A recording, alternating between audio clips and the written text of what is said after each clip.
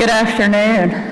Thank you so much for being here, and Gary, thank you for the very kind introduction. What I love most about Gary isn't his success in business, but it's two things. His love for the Arkansas Razorbacks. There's nothing like cheering on the Hogs with Gary, but also his love and passion for the people of our state. It is very special, and we're so grateful for all you do for Arkansas. I also want to say a huge thank you to Randy and all of the team and the leadership here at the Arkansas State Chamber. This has been an absolutely banner year for Arkansas's economy. We recorded our lowest unemployment ever a few months ago, and we're almost a full percentage point below the national average. More Arkansans are working than ever before, and that is great news.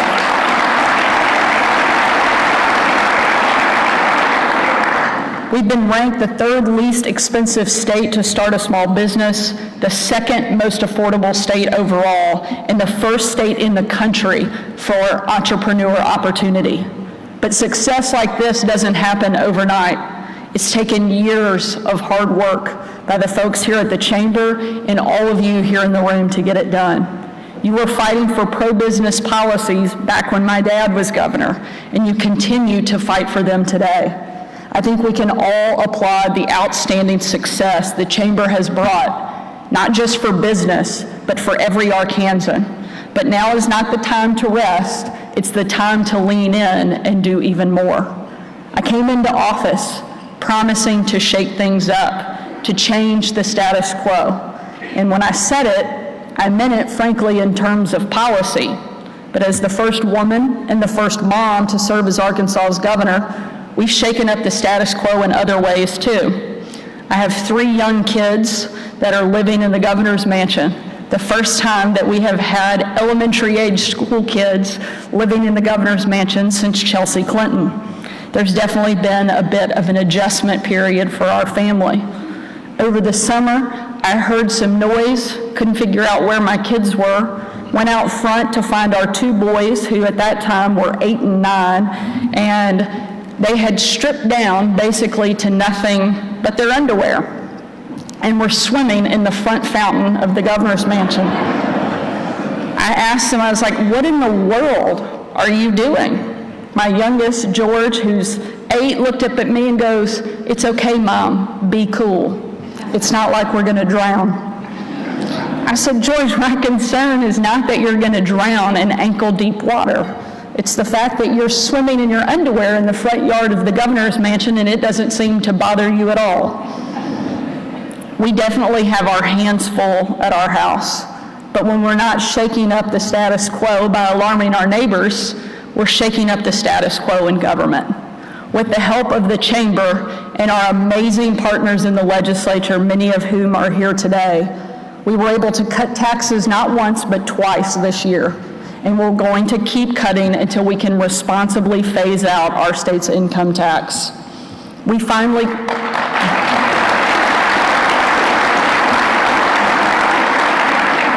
in case you're wondering, that applause was led single-handedly by Randy Zook, so something he's been fighting for a long time. We finally got comprehensive education reform done through Arkansas Learns, empowering parents with school choice, and we raised starting teacher pay from $36,000 to $50,000, making us from the very bottom to top 5 overnight. And we've deployed an army of literacy coaches around the state to help our students be successful. All of those things will help us bring up the next generation of qualified workers and entrepreneurs. But we know that we also need solutions to the workforce shortage that exists right now, which is why Arkansas Learns also created a new dual degree program for high schoolers, focusing on bringing work back to Arkansas. And it's why we launched the Workforce Cabinet under Chief Workforce Officer Mike Rogers, bringing all of state government, our community, and all stakeholders to the table to come up with the best solutions for Arkansas to lead on this front. We're fighting lawlessness through tough on crime policies. We're investing in tourism to improve our quality of life, and we're working to protect kids on social media and beyond. And what's been the result? New businesses, new jobs, and new Arkansans. Just a few weeks ago, we announced that RTX is investing $33 million in East Camden, growing the town's already outsized role as the arsenal of America. Sig Sauer is creating 600 jobs in Jacksonville. West Rock Coffee is creating 600 new jobs in Conway. And Mississippi County is now the top steel producing county in the entire country.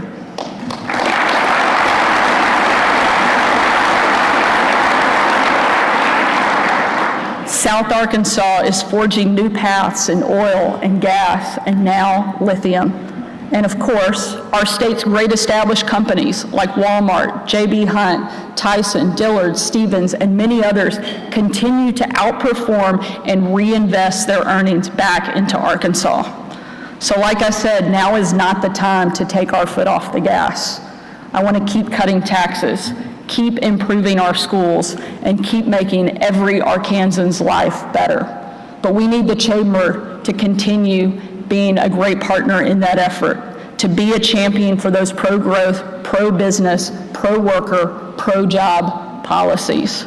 You have already achieved so much, and I know that when we continue to work together, the sky is the limit. Thank you so much for having me here today, and I look forward to continuing to take Arkansas to the very top. Thank you so much.